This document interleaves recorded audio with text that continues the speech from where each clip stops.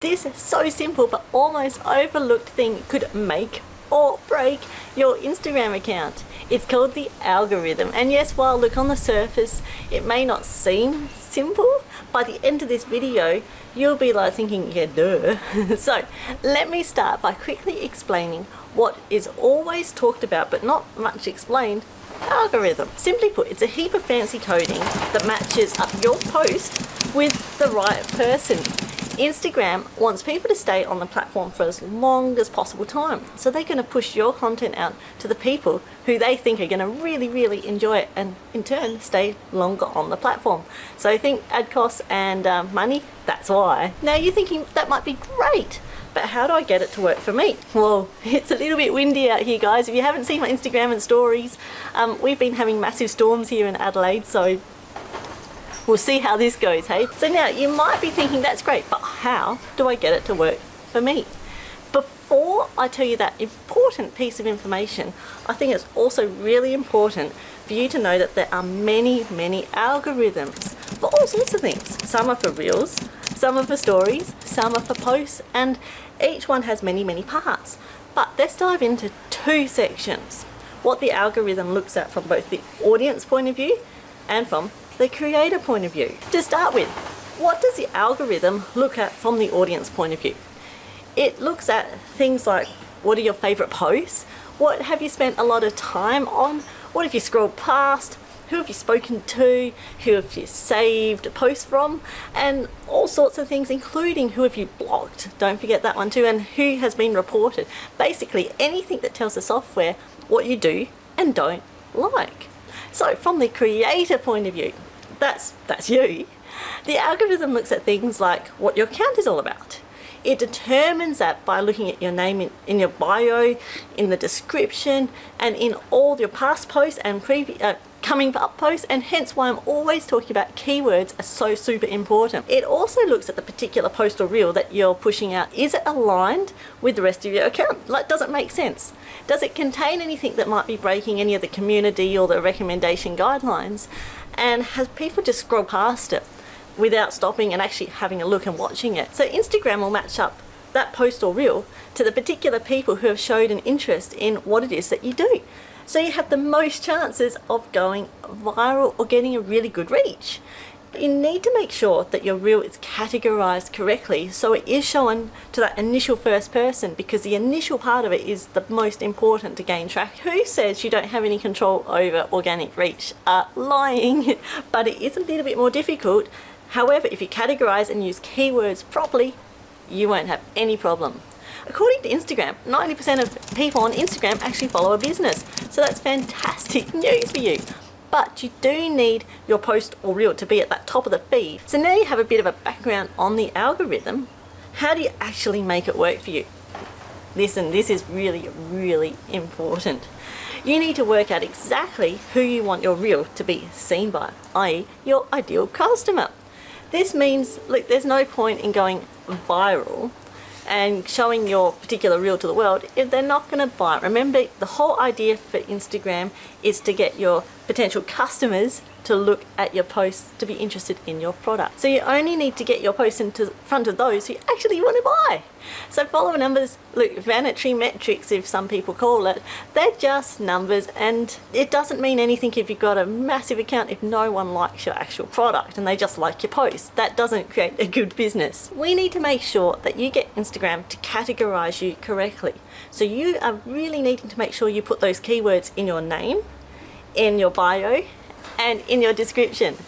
Keywords are the words that describe your business. So if you make candles, put candles in there. If you are sewing, if you do a particular type of embroidery, for example, if you make handmade jewelry, those sorts of things, make sure those words are really in your bio and in your category. And whoa, this wind is going a bit crazy. So anyway, so this is why people can get really confused, because they're hearing from other social media people out there that you need these content pillars and you need X amount of different categories to talk about, and then you're thinking, well, here am I saying make sure you're categorized correctly with the correct keywords. So here's the trick. To keep your account interesting, yes, you do need lots of different pillars of content information, but make it all relating to your particular post. Now, if you feel the need to share your family life and a bit of backstory about your own personal life, stories are a fantastic way for that, because they are already people who are in your community who are actually interested in what it is that you do, and they like that behind the scenes stuff.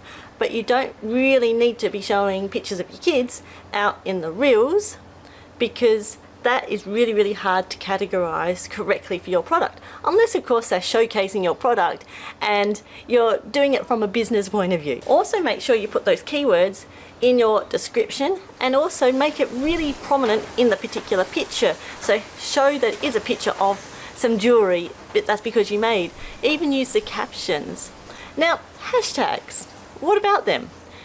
Test them out. Everything that I say, test. See if it works for your particular audience. Now, the algorithm is super smart, and it doesn't actually need hashtags to know where to send your posts. Hashtags are handy because people can search for them, but they don't necessarily push your post out further. It's great news. You don't have to spend time worrying about those, but do, if you feel like it, trial a couple of them. But whatever you do, don't put them in the comment section. That can show Instagram that it's actually spam, and it gets a little bit confusing, so just don't do that. That one's an old one. Okay, so you've got Instagram to categorize you and your posts correctly. The next thing you need to concentrate on is your particular reel or post. You've worked out how to get it in front of the right person. Now you need that right person to stop and watch it. And you have approximately 3 seconds or so generally to grab somebody's attention and keep them watching. So you need to make something that's really amazing and super exciting and cool, and look, just basically get their interest. So why should they watch your reel right to the end? And then even better, jump on your account and watch some of your other reels. Make it really snappy right from the start. Don't start with a so I want to show you my product. Go, hey, check out my product. You know, make it really, really snappy and exciting. And you also need to give people an instruction in there. Do you want them to watch more? Do you want them to follow you? Do you want them to comment and save your post? These are all things that will help get interaction with your account and make people want to watch it, and therefore signal to the algorithm that they should push your post out even further, because people are interested in it. So with the comments, how do you keep people interested even longer? If people ask you a question, reply.